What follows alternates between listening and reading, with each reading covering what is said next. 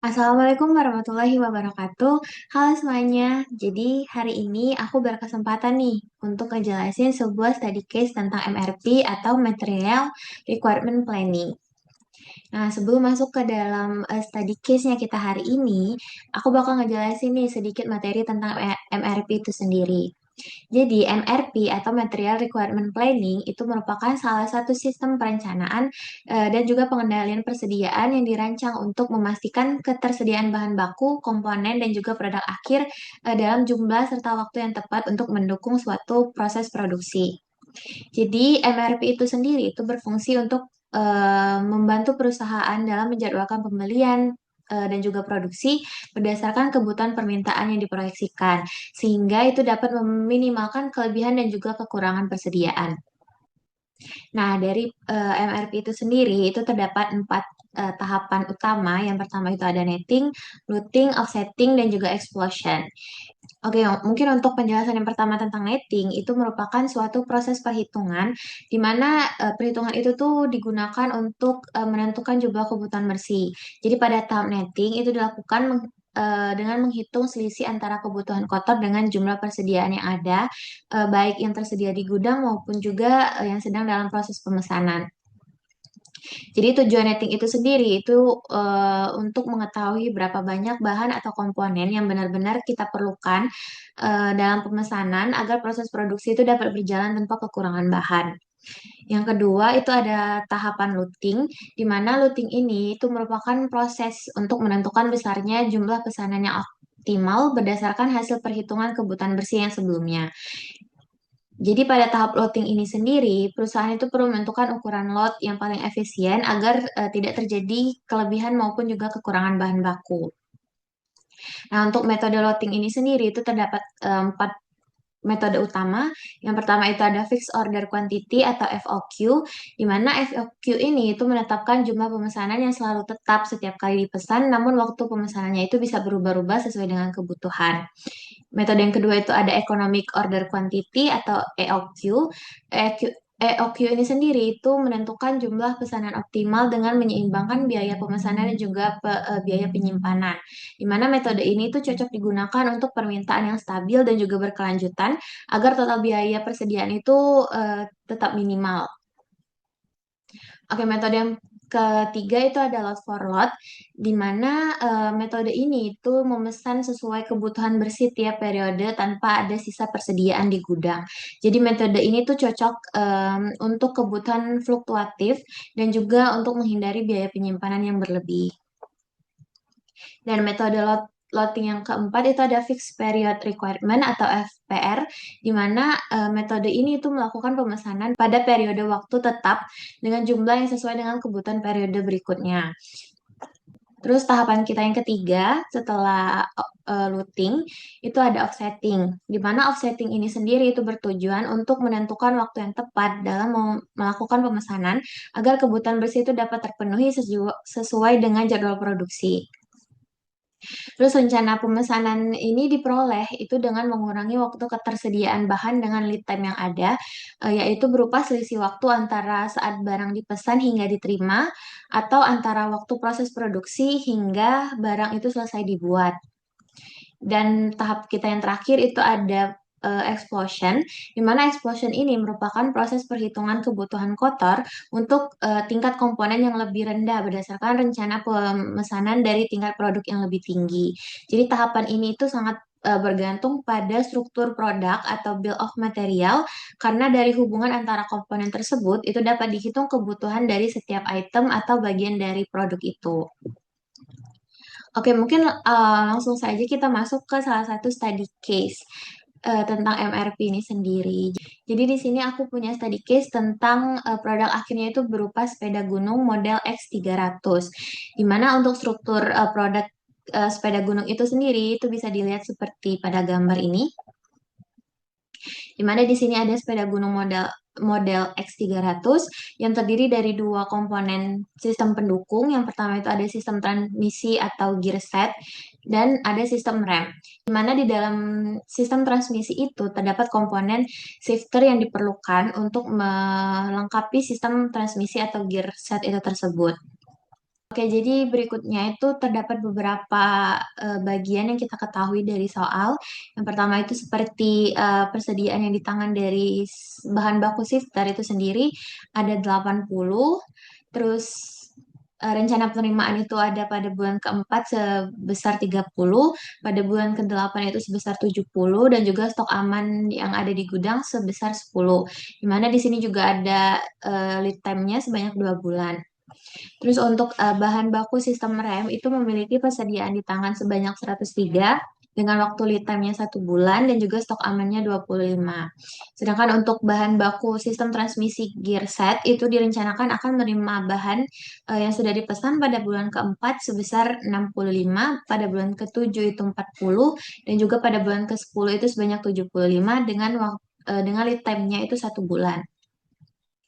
Nah, untuk data dari produk akhirnya berupa sepeda gunung itu diketahui permintaan independennya selama 12 bulan ke depan itu pada bulan pertama ada 74, pada bulan kedua itu ada 95, pada bulan ketiga itu 100, bulan keempat itu 80, bulan kelima ada 101, bulan keenam 87, bulan ketujuh 59, bulan ke-8 69, bulan ke-9 65, bulan ke-10 101, bulan ke-11 98, dan juga pada bulan 12 itu ada 88.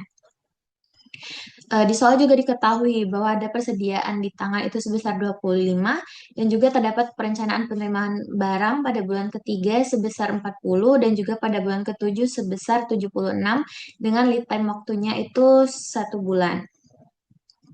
Dan di soal juga diberitahukan bahwa untuk semua komponen sepeda gunung ini terdapat biaya pemesanan dan juga biaya penyimpanan. Di mana untuk biaya penyimpanan sendiri itu sebesar Rp350 dan biaya pemesanan itu Rp1.500.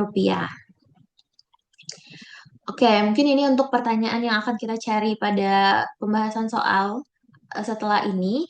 Yang pertama pada soal ke-1 itu kita mencari nilai kebutuhan bersih dan juga waktu pemesanan atau offsetting dari si produk akhir berupa sepeda gunung model X300 untuk 12 bulan ke depan.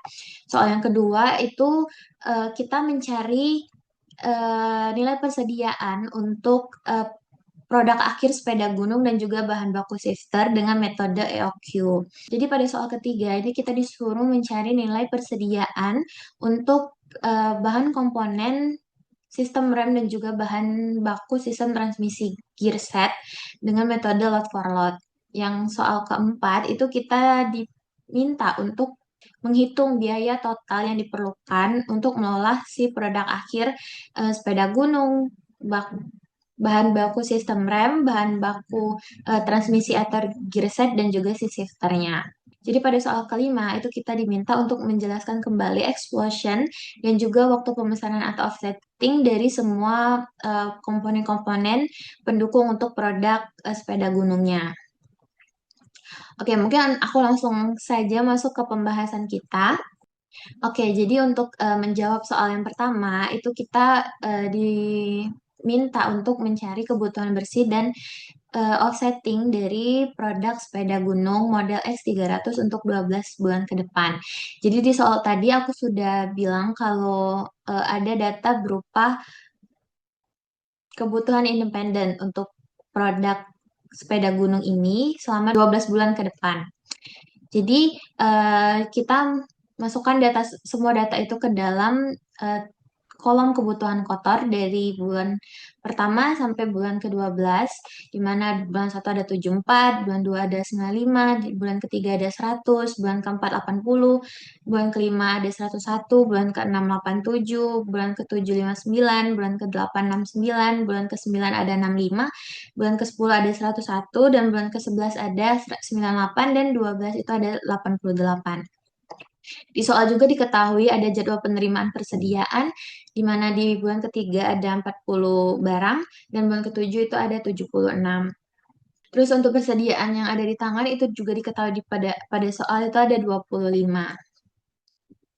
Oke, jadi langkah pertama yang kita lakukan adalah mencari si netting dari produk sepeda gunung model X300 ini.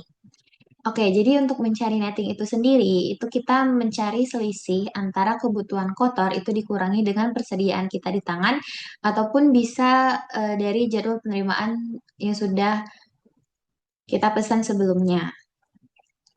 Jadi di bulan pertama itu ada kebutuhan kotornya sebesar 74 dan juga persediaan di tangan itu ada 25. Jadi kita kurangkan 25 ini dengan 74 sebagai kebutuhan kotornya. Jadi selisih antara persediaan di tangan atau stok ini dikurang dengan kebutuhan kotor itu merupakan data untuk kebutuhan bersih. Jadi kita di sini 25 dikurang 74 itu mendapatkan selisihnya itu sebesar 49 dan diletakkan pada kolom kebutuhan bersih. Terus untuk bulan kedua itu ada sebesar 75 dan juga stok di gudang kita nol. Jadi kita langsung buat saja kebutuhan bersih di bulan kedua itu sebesar 95 dan di bulan ketiga itu dijadwalkan menerima persediaan sebesar 40. Jadi kita kurangkan 40 sebagai persediaan ini dikurang dengan kebutuhan kotor pada bulan ketiga, itu dapat kebutuhan bersihnya sebesar 60. Untuk yang bulan keempat ini ada 80 karena persediaan di tangan kita nol, jadi si kebutuhan kotornya langsung saja ditulis sebagai kebutuhan bersih. Pada bulan kelima juga ada 101, langsung ditulis saja ke kebutuhan bersih. Pada bulan keenam ada 87, langsung saja dituliskan pada kebutuhan bersih. Dan pada bulan ketujuh ini kita mendapat eh, penerimaan persediaan lagi sebesar 76. Kita cari selisihnya dikurangkan dengan 59 sebagai kebutuhan kotor bulan ketujuh. Pada bulan ketujuh masih tersedia stok sebesar 17 stok. Dan di sini kebutuhan bersihnya itu nol karena semua kebutuhan kotor pada bulan ketujuh itu terpenuhi. Berikutnya itu ada periode ke-8, di mana kebutuhan kotornya ada 69 dan stok di tangan kita masih ada 17. Jadi 17 ini dikurangi dengan 69 kebutuhan kotor pada bulan ke-8 yang menghasilkan selisih 52 untuk kebutuhan bersihnya. Pada bulan ke-9 itu ada 65 karena stok di gudang itu nol, jadi kita langsung turunkan sebagai kebutuhan bersih. Pada bulan ke-10 juga ada 101 kebutuhan kotor. Kita langsung turunkan saja ke dalam kebutuhan bersih. Pada bulan ke-11 juga ada 98.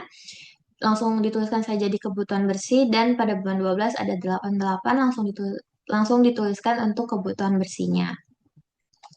Nah, mungkin untuk netting kita dapatkan hasil kebutuhan bersih sebagai berikut. Jadi offsetting itu sendiri itu merupakan waktu kapan kita harus memesan barang untuk memenuhi semua kebutuhan bersih.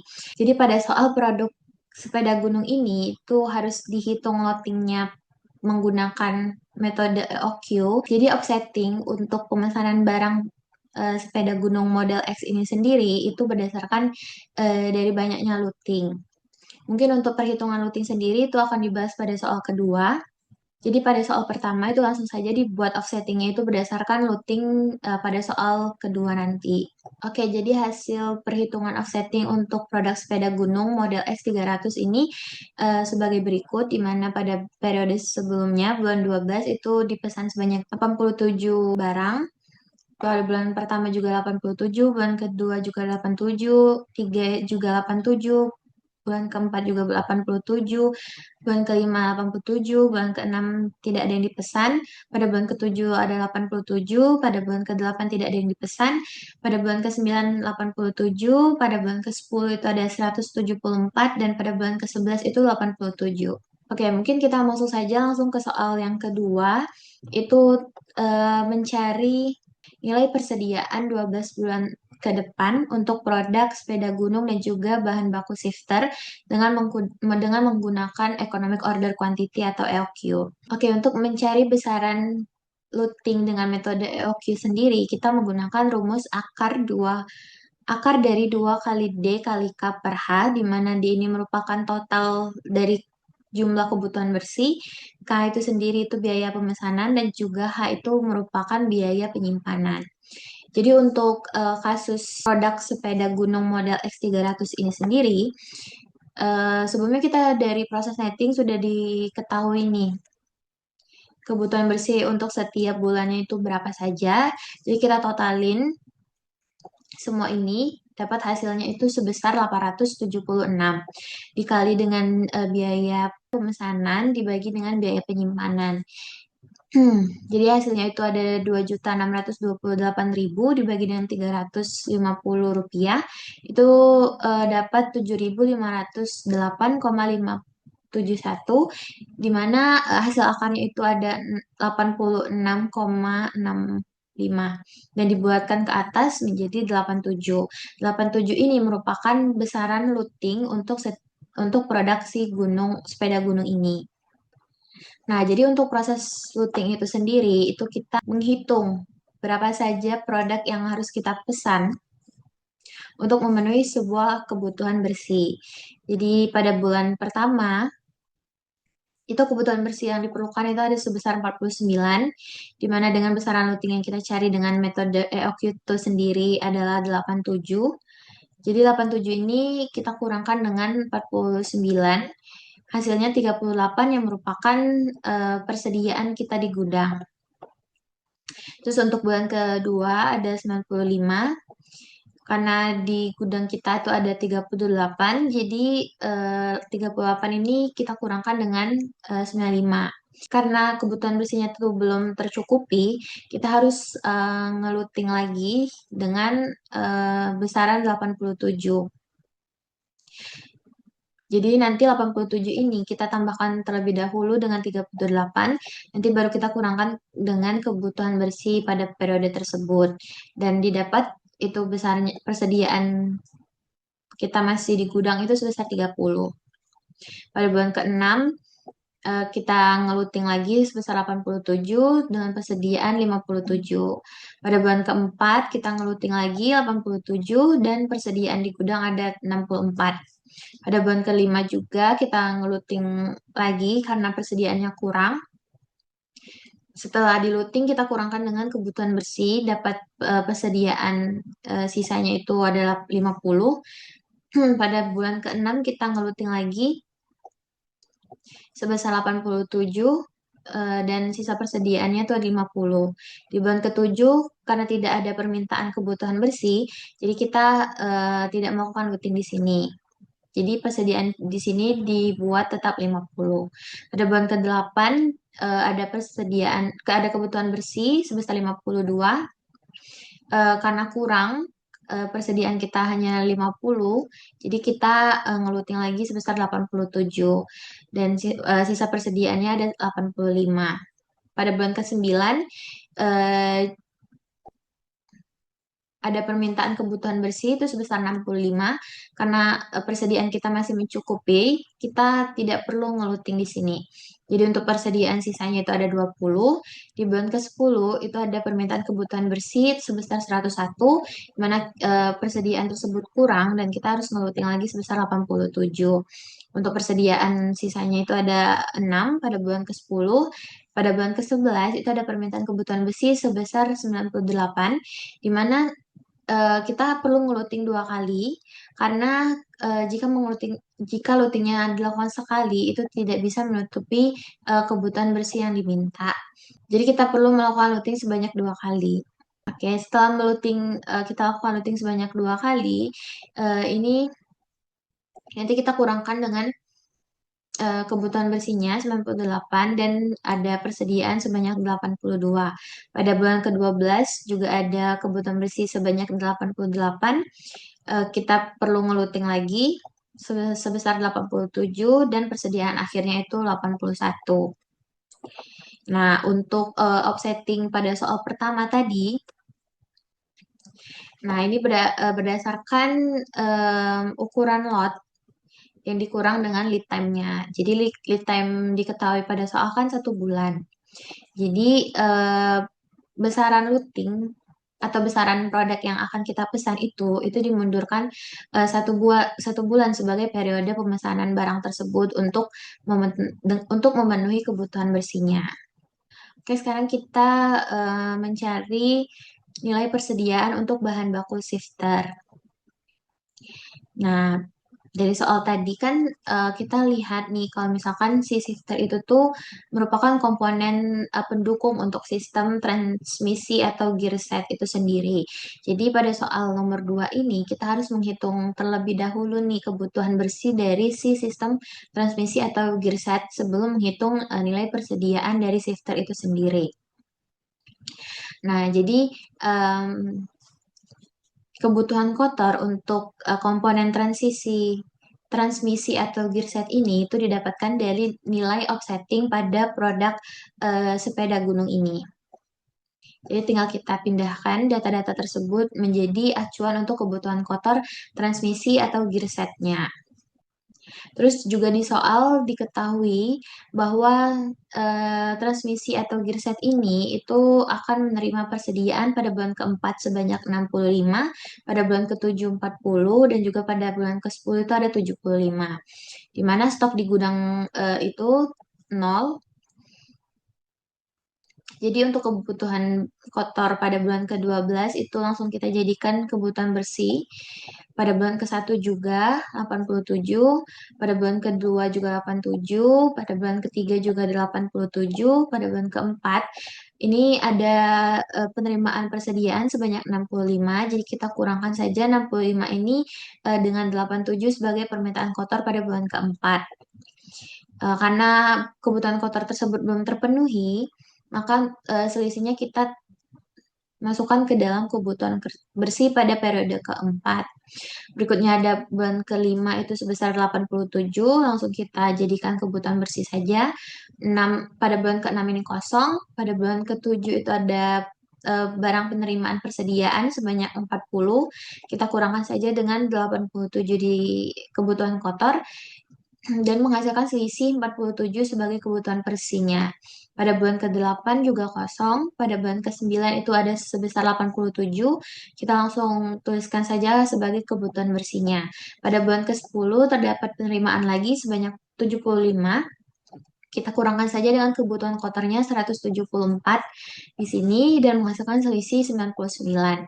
Pada bulan ke-11 juga ada kebutuhan kotor sebanyak 87, langsung kita tuliskan saja sebagai kebutuhan bersihnya.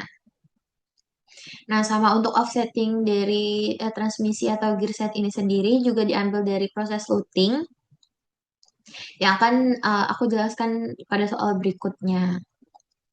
Nah, oke, jadi setelah kita dapat nilai offsetting dari si transmisi atau gearset ini, eh, data inilah yang akan kita jadikan acuan untuk kebutuhan kotor dari si shifter itu sendiri. Nah, jadi kita langsung masukkan saja data-datanya dari nilai offsetting. Tapi sebelum itu kita harus menghitung terlebih dahulu besaran lot dari produk shifter itu sendiri. Dimana kita sama menggunakan metode EOQ yang kita harus hitung dulu besaran lotnya dengan menggunakan rumus akar dari 2 kali D kali K per H, di mana untuk kebutuhan bersih dari shifter ini sendiri itu sebesar 1474 dikalikan dengan biaya pemesanan dan juga dibagi dengan biaya penyimpanan. Di sini hasilnya itu ada 4.422.000 dibagi dengan 350, ada akar 12.634,285 yang dimana hasilnya itu ada 112,40 yang dibulatkan menjadi 113. Nah, jadi untuk besaran lot pada produk shifter ini sendiri itu sebanyak 113. Oke, jadi untuk kebutuhan kotornya tadi sudah aku jelaskan kalau misalkan data-data ini tuh berdasarkan offsetting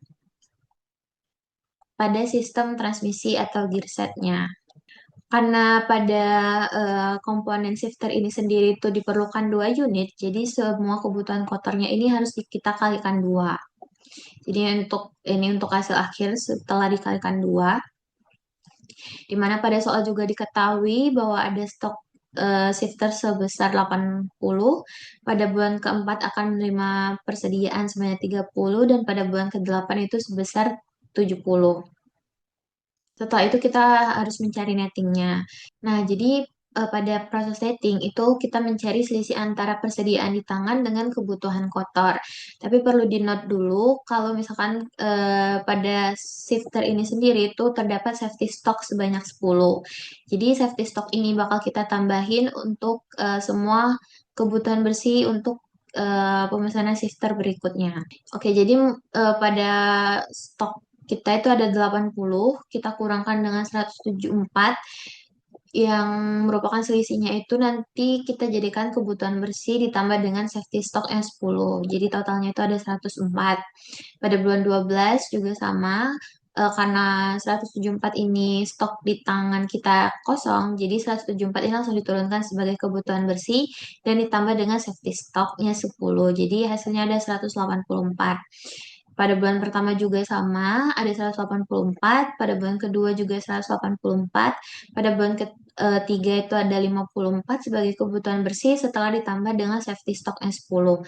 Pada bulan keempat itu terdapat penerimaan sebesar 30 dikurang dengan 174. Nanti selisihnya itu bakal kita tambahin sebesar 10 dan menghasilkan 154.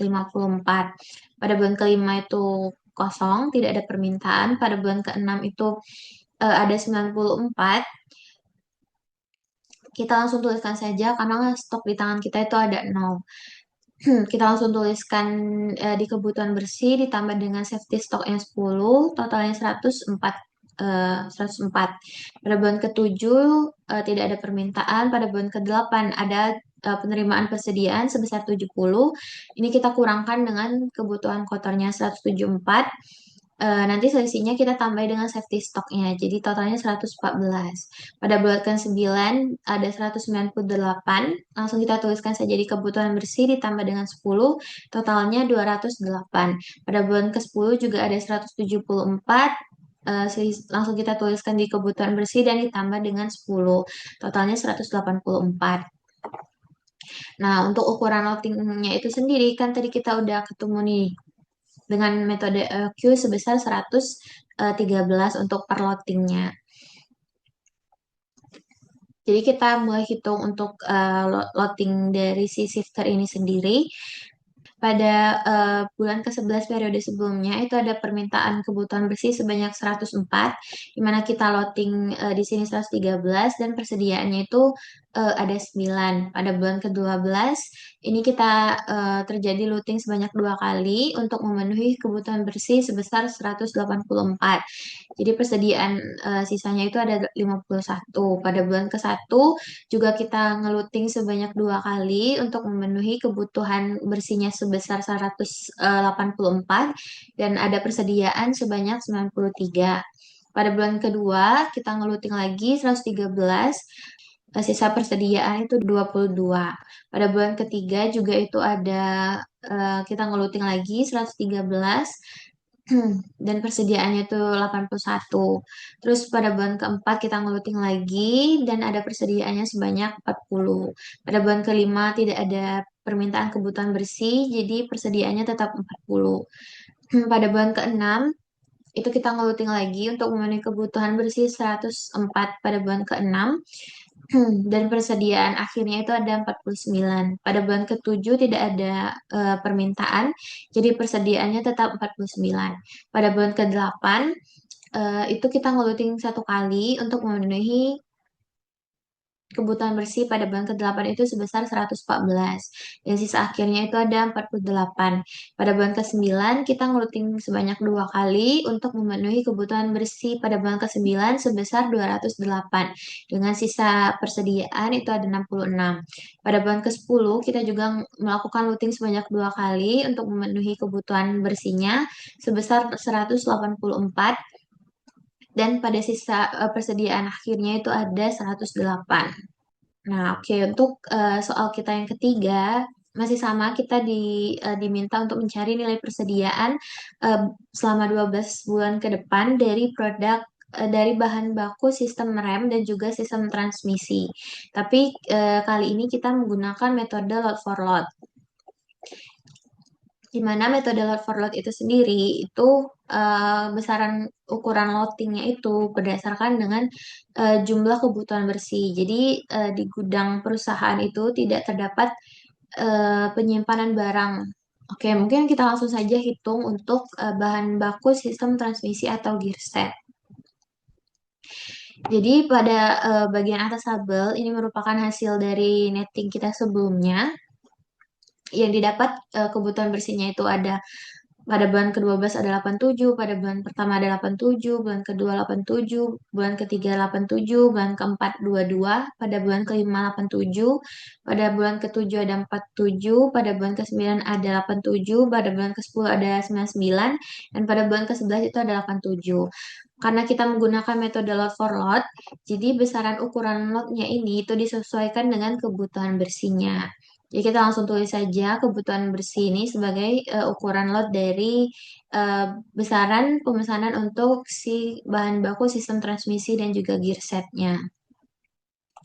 Nah, berikutnya itu untuk bahan baku sistem rem, di mana juga kita melakukan hal yang sama sebelumnya setelah mencari netting, didapatkan data kebutuhan bersihnya itu ada di 96, 199, 199, dan seterusnya, di mana data kebutuhan bersih ini sendiri itu akan dijadikan besaran ukuran lot untuk pemesanan sistem rem itu sendiri. Jadi di sini tinggal kita tuliskan saja kebutuhan bersihnya sebagai ukuran lot dari sistem rem itu sendiri. Dan di sini juga di persediaannya kita buat nol karena memang dengan metode lot for lot itu tidak terdapat persediaan yang ada di gudang. Oke, untuk soal keempat, ini kita menghitung biaya penyimpanan dan juga biaya pemesanan untuk setiap komponen, serta mentotalkan semuanya untuk mencari biaya total biaya pengelolaan persediaan untuk membuat produk sepeda gunungnya itu sendiri. Nah, jadi di soal kan sudah diketahui nih bahwa biaya penyimpanan itu sebesar 350, biaya pemesanannya sebesar 1.500. Nah, jadi ini kita cari dulu biaya untuk setiap komponennya. Jadi yang pertama itu untuk produk jadinya berupa sepeda gunung, kita harus menghitung biaya pemesanannya, di mana biaya banyak pesanan ini itu tergantung dengan berapa kali kita melakukan loading. Jadi untuk produk sepeda gunung itu sendiri, itu kita melakukan loading sebanyak 11 kali, dikali dengan biaya pesan yang diketahui pada soal, itu 1.500. Jadi kita kalikan dan mendapat total 16.500. Nah, untuk biaya penyimpanan sendiri itu merupakan total dari persediaan yang ada di gudang. Jadi kita tambahin semua persediaan untuk produk sepeda gunung itu sendiri dikali dengan biaya simpan. Jadi total semuanya itu ada 613 dikali dengan Rp350. Itu totalnya 214.550. Nah, pada bagian akhirnya itu kita tambahin antara biaya penyimpanan dan juga pemesanan. Terdapat total pengolahan biaya untuk si produk sepeda gunung. Di mana di sini 16.500 ditambah dengan 214.550 itu totalnya Rp231.50. Nah, kita lakukan juga untuk komponen lainnya. Yang berikutnya itu ada sistem transmisi. Kita menghitung biaya pemesanannya itu dilakukan loading sebanyak 10 kali dikali dengan biayanya itu 1.500, dapatlah hasilnya 15.000.